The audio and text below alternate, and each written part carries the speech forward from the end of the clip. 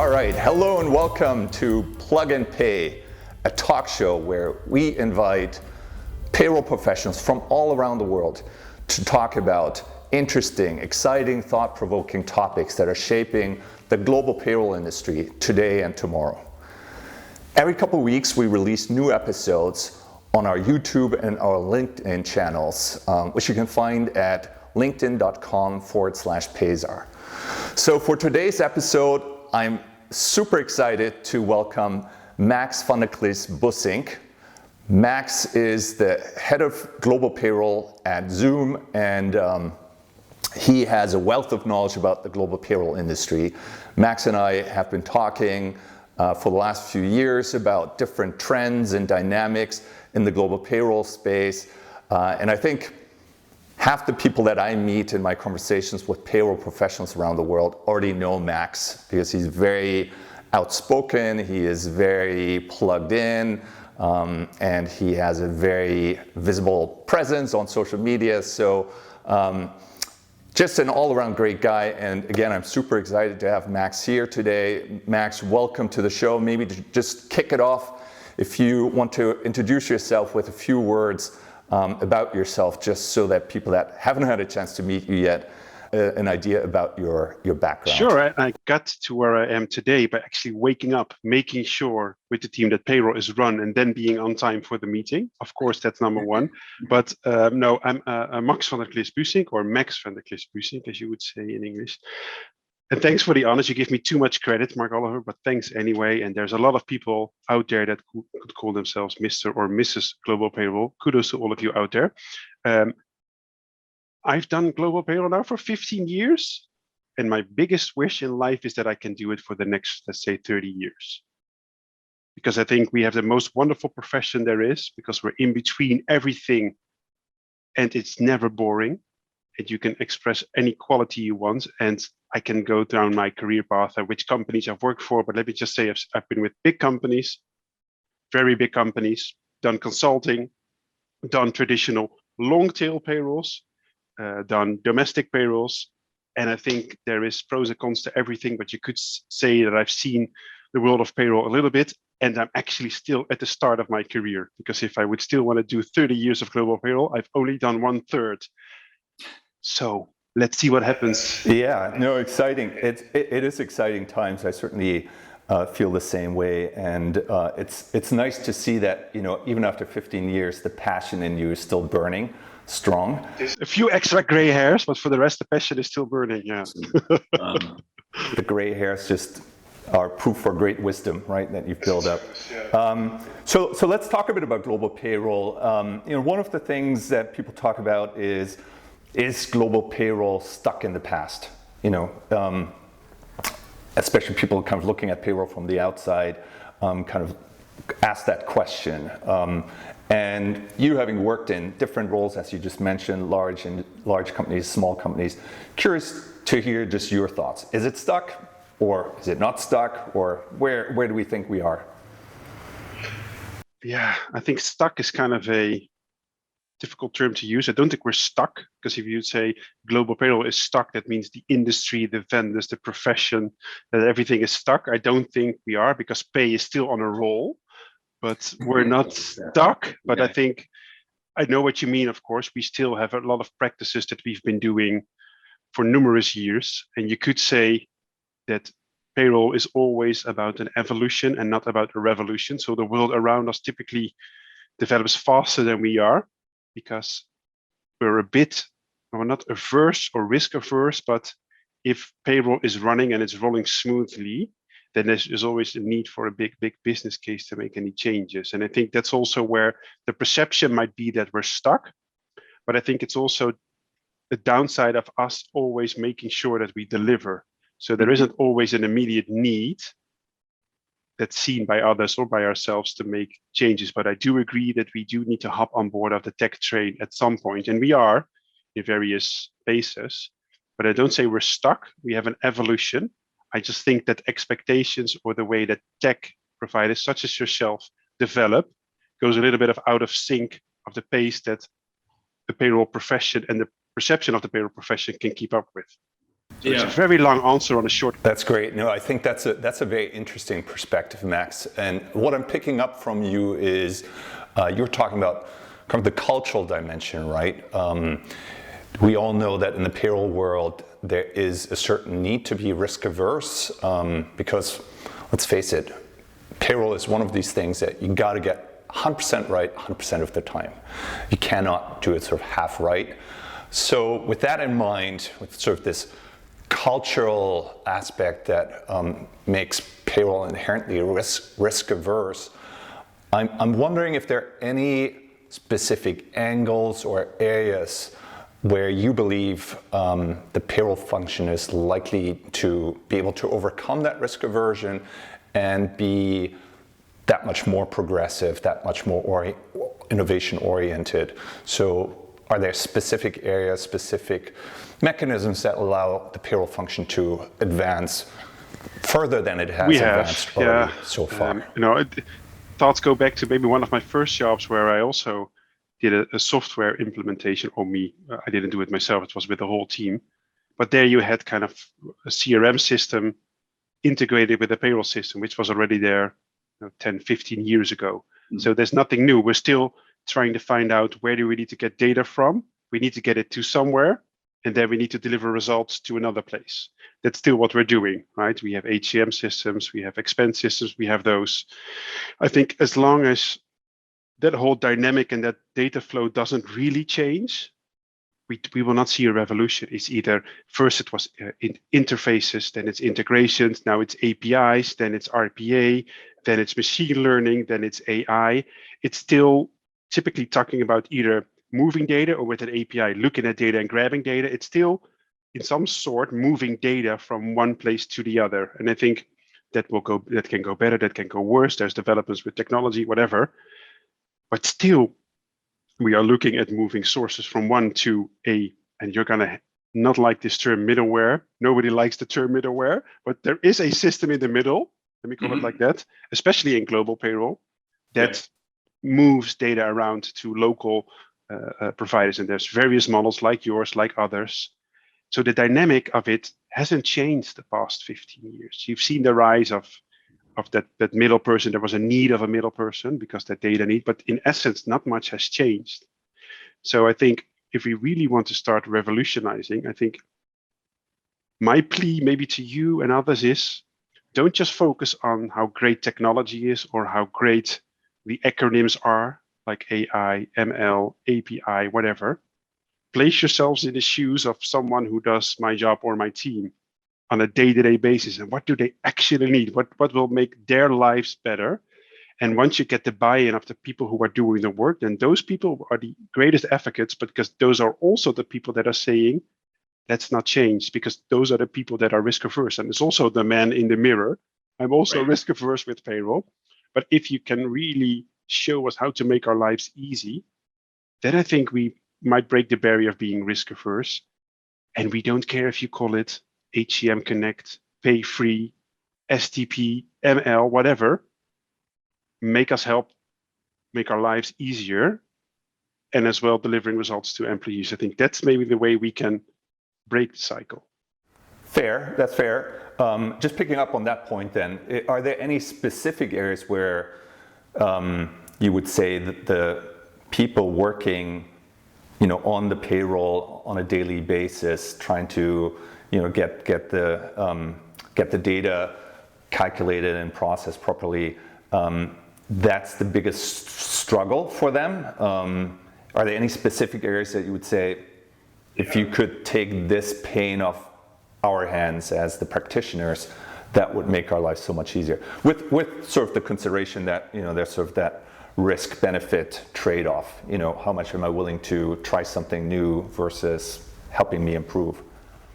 Yeah, and I think also it's down to leaders or people in a manager position like me to take a leap of faith and to break the cycle. So we would be the ones leading that change and advocating that change. But in order to get buy-in from other people, you need them to show actually what will be the material difference between the as-is state and the future state.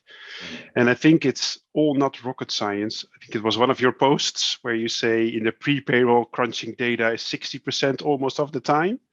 Yeah. I think that's about right, whatever payroll you're in. And I'm not talking about very large organizations, by the way, with over 100,000 employees, because for their larger headcount, they will have had integrations or interfaces that should probably be there. But what I'm talking about is that typical long tail population, because that's also a bit in your scope. So let's maybe focus the conversation on that type of scope where you see employee sizes from 1 to 200, 500. I know you can probably do more, but let's talk about that type of volume with a lot of different countries. It's making sure that that 60% reduces to whatever 40% and it's less manual, right? That's always the aim to do. But in order to do so, we need to have our HCM friends having a more friendly data model so that you guys who are in the middle don't always have to make sure that everything ties to whatever you would need. Because I think our HCM friends compared to the past have kind of let go a little bit of, let's make sure that payroll also gets what they want. Because they either have no local data. We used to have the big ERPs, like for instance, SAP or SuccessFactors, that has all the data that payroll requires, that HR requires, finance in one system. But you see now that's being let go a little bit by some of the HCM providers. And therefore there's a gap and you're trying to resolve that gap, right? With local information and whatever. So if you can make the data flow and validation a little bit better, I think that's great. But also making sure that the validations that people still want, whatever system they look for an export to Excel button. If you ask any payroll provider, they will ask you at some point during a demo or something, is there an export to Excel button? I hear that a lot, yeah. Exactly, but that's also something we should be breaking, right? Because we are all working in Excel, and me and my team at some point as well. So if we can get systems that we can trust, that we can actually intuitively do our controls and checks and balances in, it removes the need to have data at rest, which has privacy risks and all this type of stuff. So if you can make that type of pain into a gain, that would be awesome. And also being self-supportive, because although there are many great providers out there, I'm always an advocate of being self-supportive, because if you are self-supportive, you are able to answer questions of stakeholders or employees better. And I think the whole change of the payroll profession is that we're not process focused. Like we need to deliver this, I need to answer a question within this time frame, whether it's the right answer or not. We're being employee-centric, employee-focused. Like Mark Oliver has a question about his pay. Right. What do I need to answer that question? Yeah. Exactly. And I promise to him that within one business day, I will get him a response or even an answer. Yeah. To be able to do that, you need to be self-sufficient. Of course, it's about knowledge building, but also of systems making you enable, like, hey, I lost my pay slips of the last 10 months. I should be able to pull it. An HR partner says, what did everybody in this employee category earn the past 5 years? You should be able to deliver. And I think if you can take those practical things away, then you would be an enabler for us raising our profile, but also being less risk averse by ensuring that, of course, the basics are right. But those little things and branding that as making the life of a payroll professional better, instead of saying we have API, we have Connect. You know, how does it practically translate into the life of a payroll professional? If that makes sense. No, that makes a lot of sense, and I like the concept of self-sufficiency. Don't outsource the answer to the service provider. Give the payroll professional all the information, the tools, so that they can, have the insights into what the correct answers are, or how to solve the issue that the employee or the management is trying to get answers for. It also comes to, I think this will probably be to your point, but if there is a middleman should always add value. And whether it's a middleman is technology or a middleman is an actual person, they should always add value. Now, I won't make a reference to the movie American Gangster, because that's about the topic that I distance myself from. But the concept is, if there is a middleman, they should add value, right? Either in terms of speed or quality or resource, it should add value. And I think that's the way we should look at the payroll process. So, but just from my understanding, when you say middleman, are you referring to the middleman as the provider, or the person that's in the company helping to make sure that the process gets, that the payroll gets processed? Okay. Either, yeah, because if you internally have people who move data around to do checks, they should also add value. What could be done by a system or could be done by a service provider shouldn't be done by someone who is internally. They could maybe focus on something else. Not saying and how do you divide the work? What is the most efficient work in the whole chain of the payroll process? And that's actually one other interesting question, talking about, how do we empower the people that are running payroll in the organization and make things smoother and more efficient for them. If we're successful in doing that, if we're able to take some of the cumbersome activities that they're being forced to do today off their hands, are there any areas that you would see are logical areas that payroll professionals, with that sort of freeing up of their capacity from some of the more menial tasks, would be the logical things that payroll professionals could or should be focusing on? Yeah, I think this is related to the question of we need a seat at the table, the new payroll professional. A little bit could be going in that direction, or it could just be, I don't know, take more time off, or. That's nice, but indeed, I think payroll professionals inherently still like to do payroll and do number crunching. So, and not every payroll professional wants to go into an advisory role or wants their time to be freed up by not looking at spreadsheets, because there's a lot of people out there who actually enjoy doing that work, and we should be respectful of that. I think what we can do is making sure our processes are even smoother. And if we do free up time, we could think more of information gathering to the employees, making them more self-sufficient, being able to indeed spend more time with stakeholders, understanding the payroll process, but also answering employee queries. So whatever we could do with our freed up time, we could do to improve ourselves, but also be more employee centric. So I think people in payroll will realize when the automation really comes in, what they can do with their freedom of time. It will also equally scare some of the people, because they're used to working crazy hours during payroll cycles. What if you would have time on your hands during a payroll cycle? It will feel very uncomfortable because I'm missing something, I'm not doing something right. So I think it will, again, this is an evolution, and people will get into the role. And then hopefully, just a quick note on the seat at the table. I don't think payroll always needs to have a seat on the table. I think our opinion needs to be in the table and our data needs to be at the table. But let's be realistic. If you're in a big company, I know there are some exceptions there, but it is not necessarily right that a payroll person should be having a seat at the table. However, through our actions and through our data, we are indirectly steering and helping others make informed decisions. I think that's what we should be leaning towards. Yeah, I know. I resonate with that as well. I don't think that it's really realistic that payroll will necessarily get a seat at the table. There's so many other functions Should be a very big that table. also want to sit at that table. And in very large companies with big boardrooms, maybe that could happen, but a round table. I think it's maybe more realistic that if payroll can empower the CFO or the CHRO to have the information that really helps to direct the company in strategically make strategically important decisions and direct the company in new directions.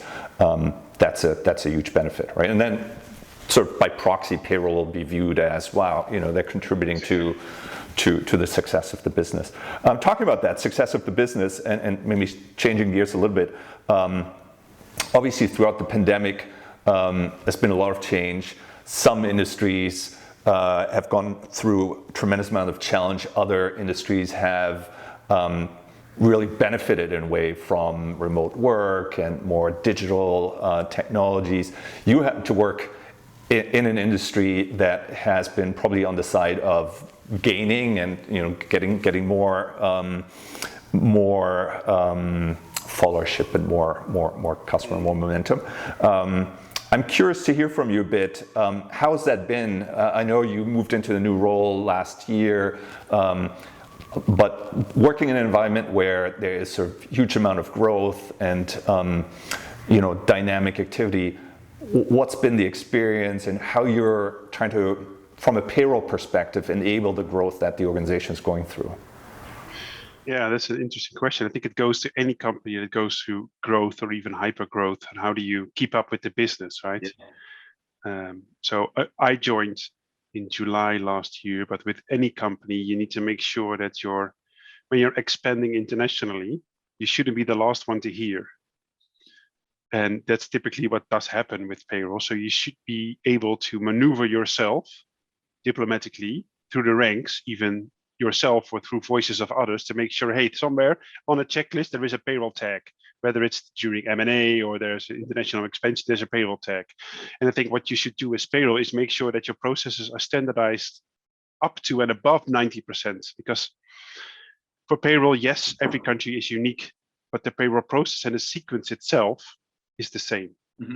So we should be in a position to replicate our practices for up to 90% or 80%, whatever is your dynamic, but to standardize it and to be able to roll it out very quickly in a new jurisdiction. With that, you need to have strong partners, payroll partners. Sometimes you need a little bit of more, like an accountancy firm who can set up entities and that type of stuff to make sure you can quickly set it up. So you should have a rollout plan with the vendor saying, we go into a new country.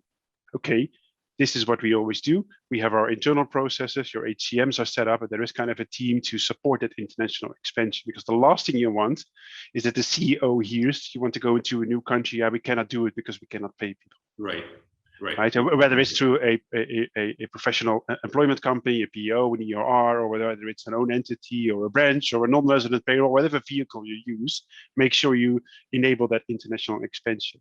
And I think what's then crucial, and what not always goes right, we have to admit, but is that employee experience and onboarding experience, whether you use a PEO, an EOR, or whatever you use, it has to be right. They have to feel part of the family, and they have to get that experience the same way as people get into established countries.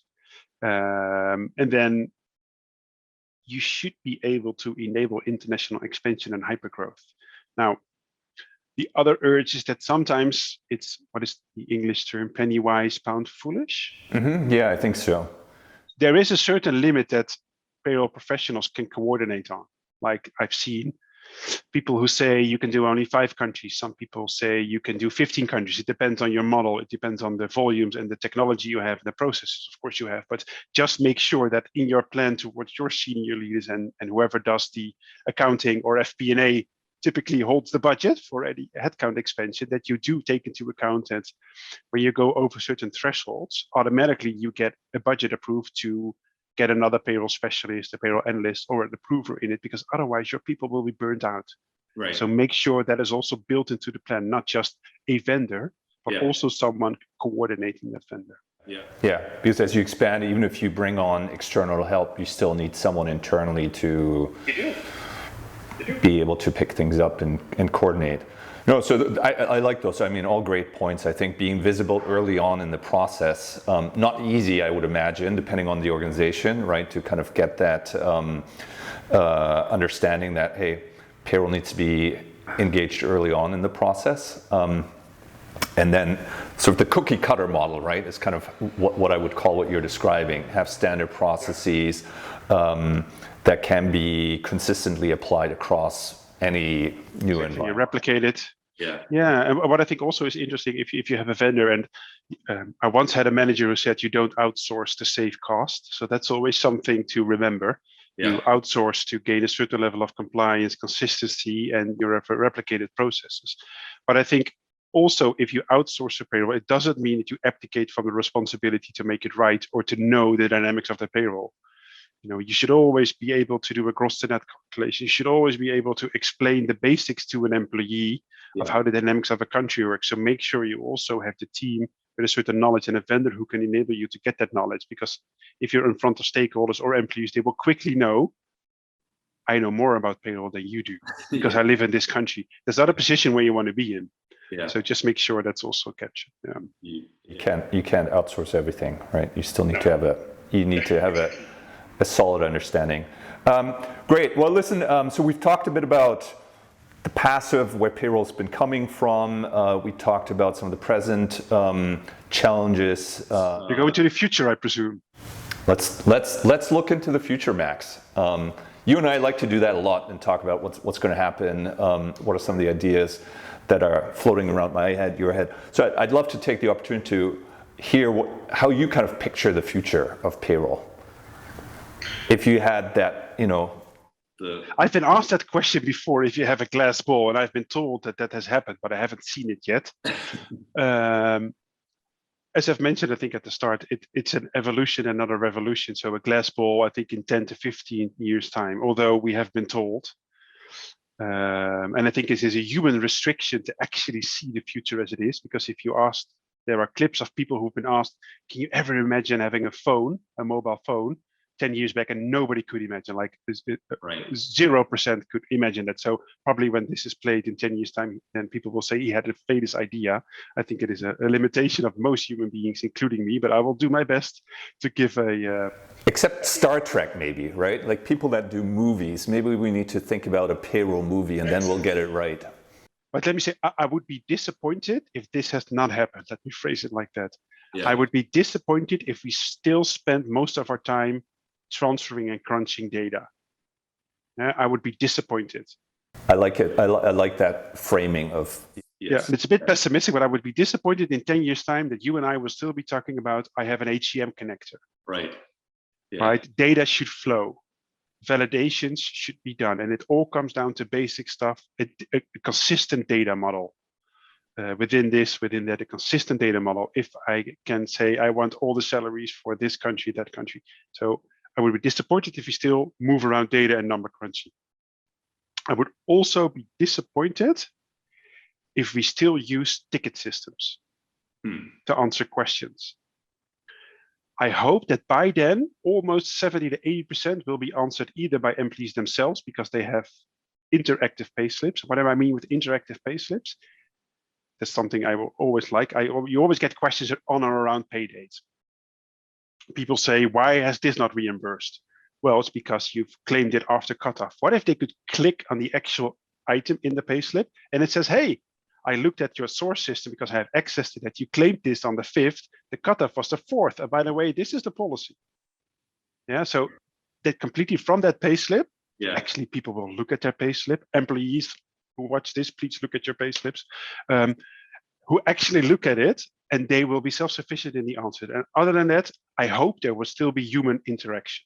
I hope we will not be only bots or only this or only that, because I think what has the pandemic told us, humans need human interaction, regardless of technological evolvements. We need human interaction, but that interactive space, that's something I would wish that would be there.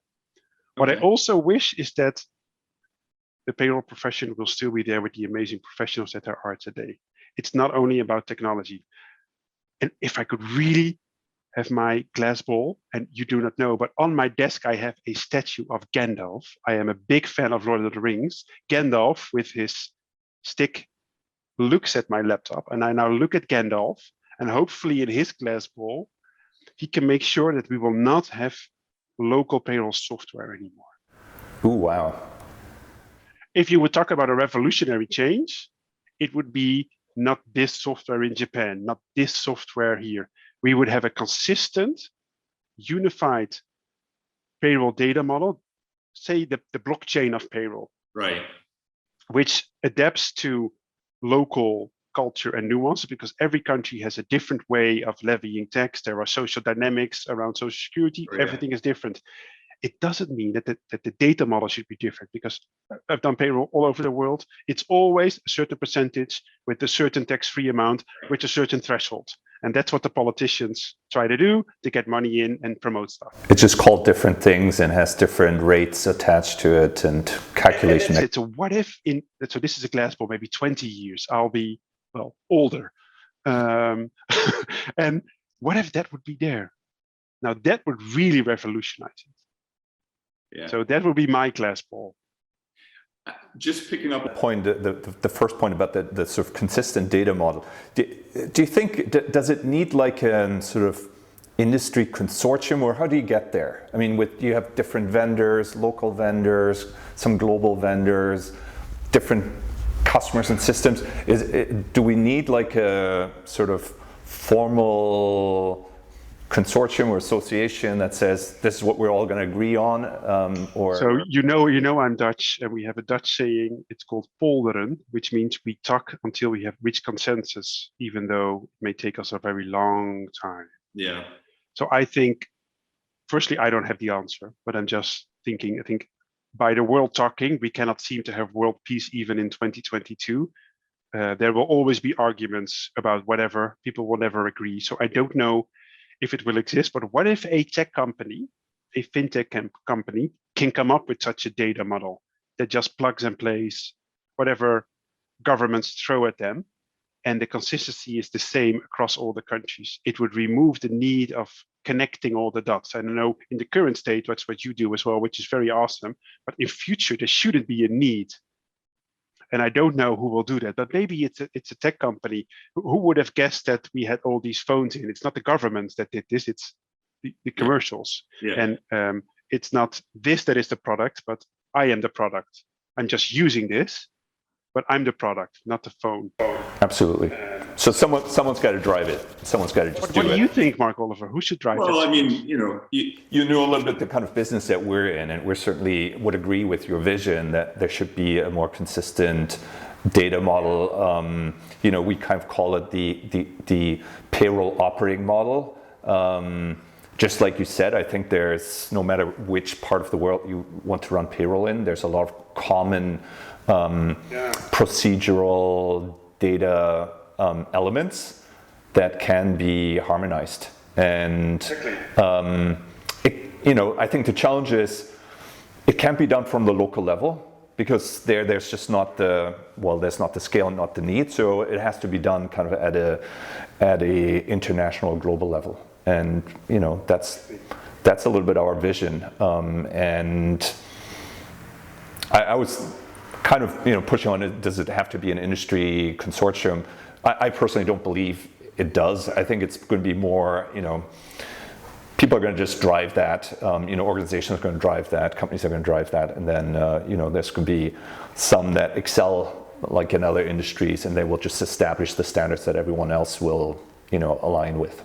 Exactly. And it's funny that you say Excel, because nobody realizes anymore when you're using Microsoft Excel that the word Excel is there. Right. Yeah.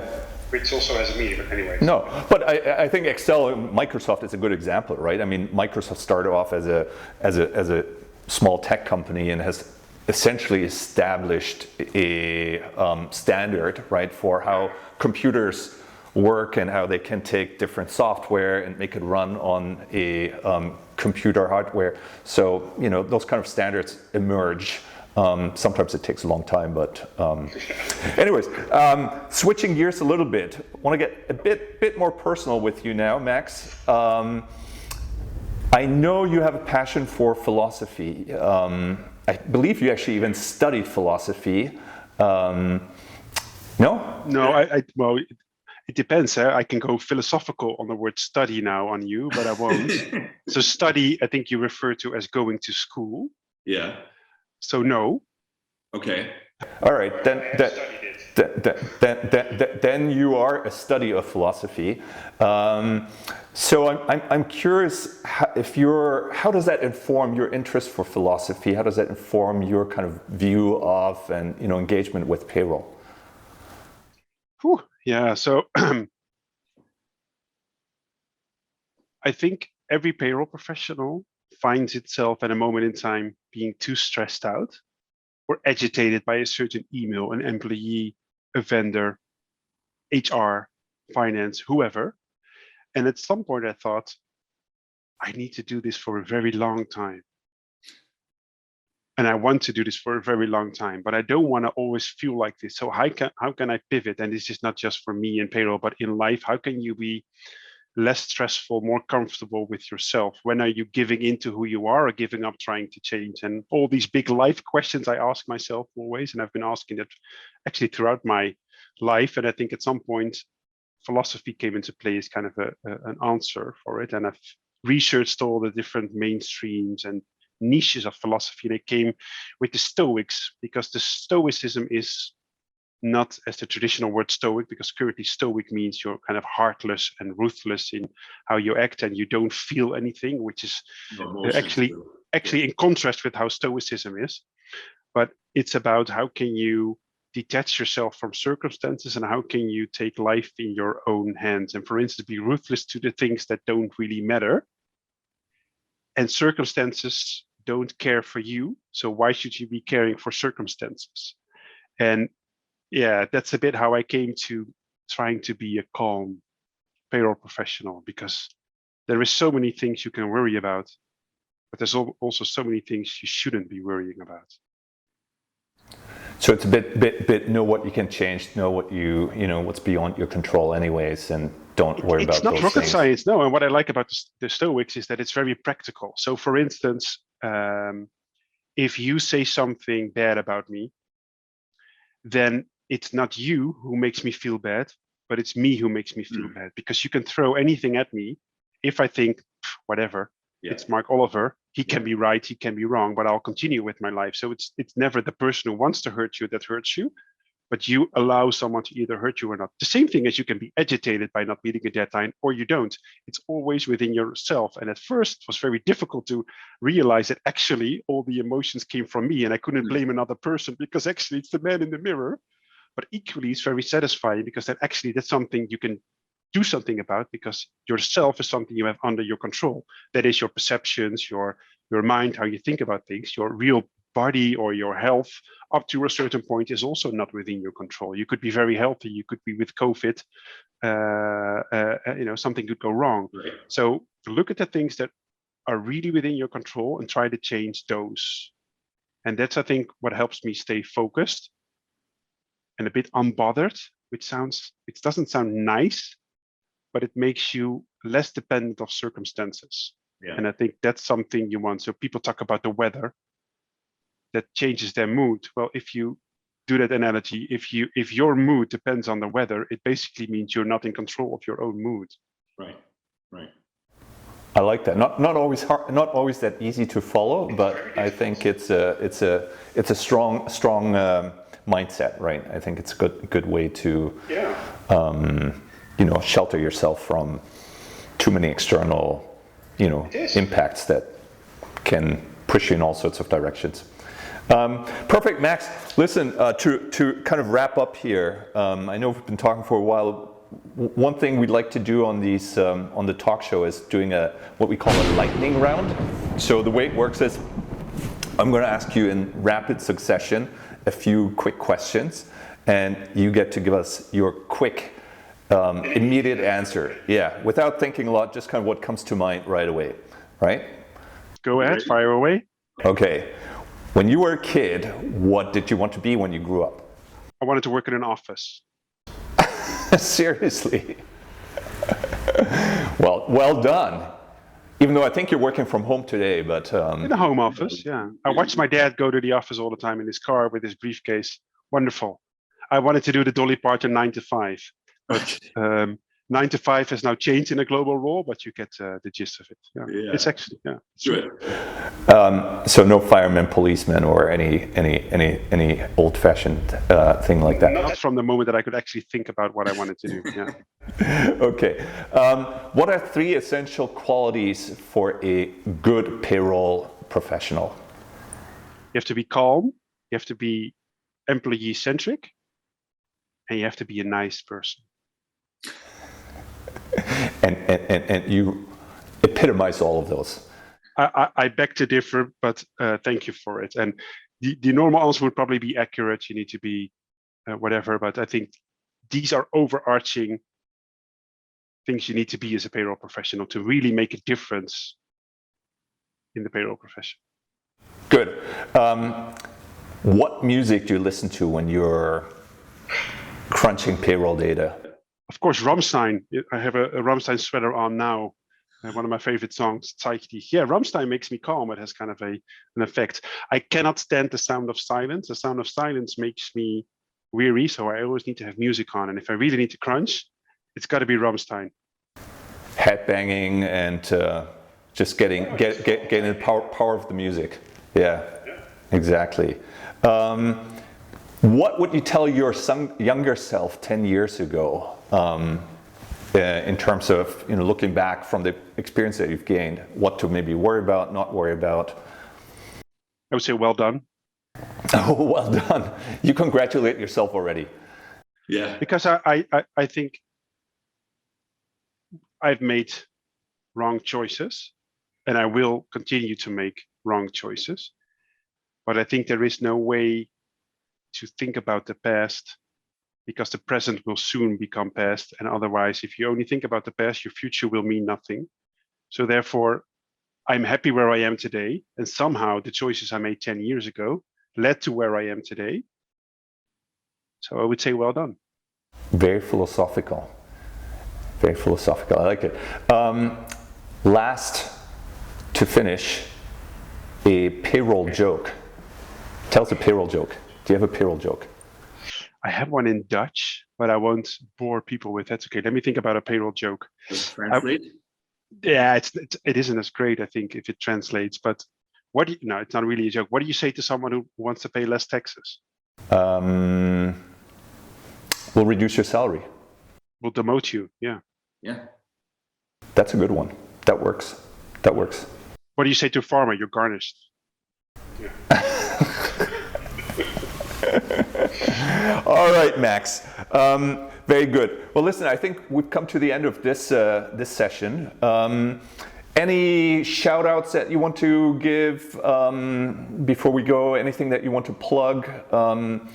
Anything, I know you're writing a lot, anything that's coming up on your end that people should be aware of, or any other piece of advice you want to leave people with? What shall I say? I think just a shout out to everybody who's working in the profession. And I think you've made the right decision of being in this career and staying in this career. And I just give kudos to all of you who make sure the world gets paid and has been paid during COVID, whether it's a provider, whether it's an employment tax advisor, whether it's the payroll professionals, whether it's the IT department, making sure everybody runs. Kudos go out to all of you. Together, we've made it, hopefully, through this pandemic. And together, we will rise towards a new level of payroll professionals in an evolution that I'm hopefully wanting to be a part of. I think those are good closing words. Amen. I'll say to that. Fantastic, Max. Thank you so much for your time. Thank you for being here, sharing your experiences, your thoughts. All right. Well, so that's it for today's episode. I hope you enjoyed the conversation. Max, thank you again for being on the show with us today. Really interesting discussion. And if you'd like to find out more about these episodes, again, you can find them on our YouTube channel, on LinkedIn, as well as on Google Play, on the Apple iStore, of course, as well as on Spotify. And we'd love it if you like the show. We'd love it if you go out there, subscribe to the channels so you don't miss an episode, as well as like our episodes so we can share the information with a broader audience. Thank you again so much, and until next time.